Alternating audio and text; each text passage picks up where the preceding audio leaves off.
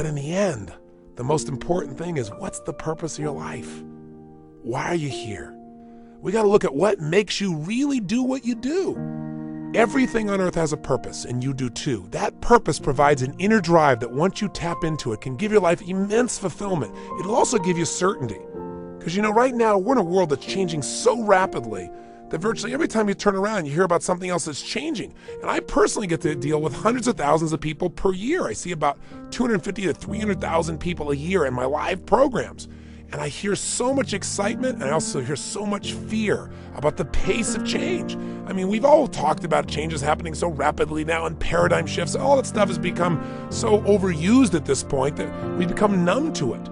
But it's true. Never in the history of the world have things changed so rapidly. So you need to find something that's eternal inside of yourself, that no matter what changes on the surface, this part of you does not change. It's the part you come back to, the part that guides you, the part that really makes you fulfilled. And that's your purpose. Because all of a sudden, when you find out a friend's got cancer, or you turn around and you see that 35,000 people at IBM got laid off, or an entire industry disappeared overnight because a new one was created, it'll give you a way to find some good in virtually anything. Your purpose is available to you at any moment in your life, but you got to know what it is. Before we get into it, let me back up a little bit here. Okay, I have a good friend who's one of the most successful financial people in the country. He works in all these financial markets. He's an incredibly successful businessman. And I know he's working very hard right now on a goal. And I went to visit him recently, and boy, he's working hard and he's going to achieve that goal. But, when the goal's finally there, then he's going to be happy. And I thought, no. Each moment we've got to be able to find some sense of meaning for our lives, something that is significant, something that is useful.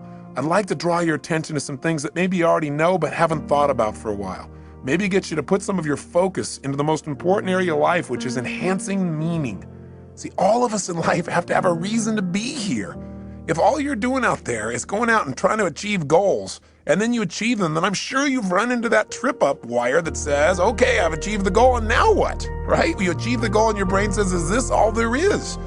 See, the purpose of a goal, as I've shared with you so many times, is not to achieve the goal. The purpose of the goal is what it makes of us as people, who we become. Ultimately, though, we have to have a sense that who we even have become has some kind of meaning.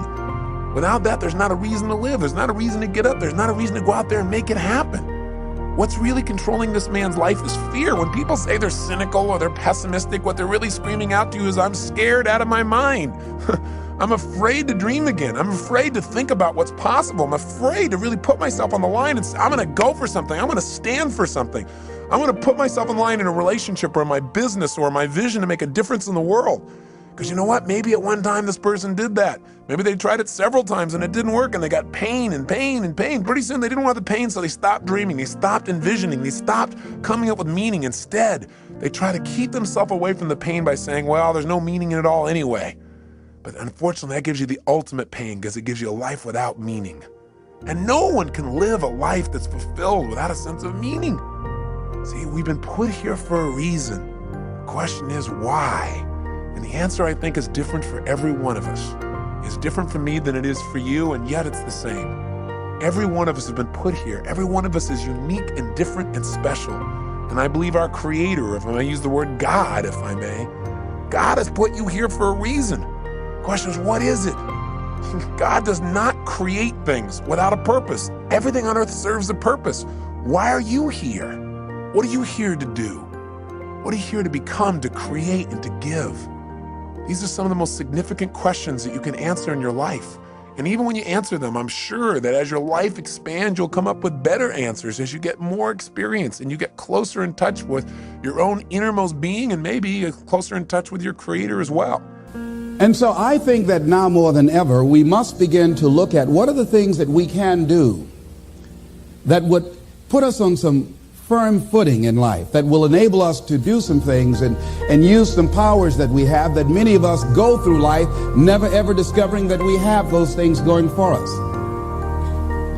And part of that, I believe, is knowing what it is your life worth. What is it that gives your life a sense of meaning and purpose?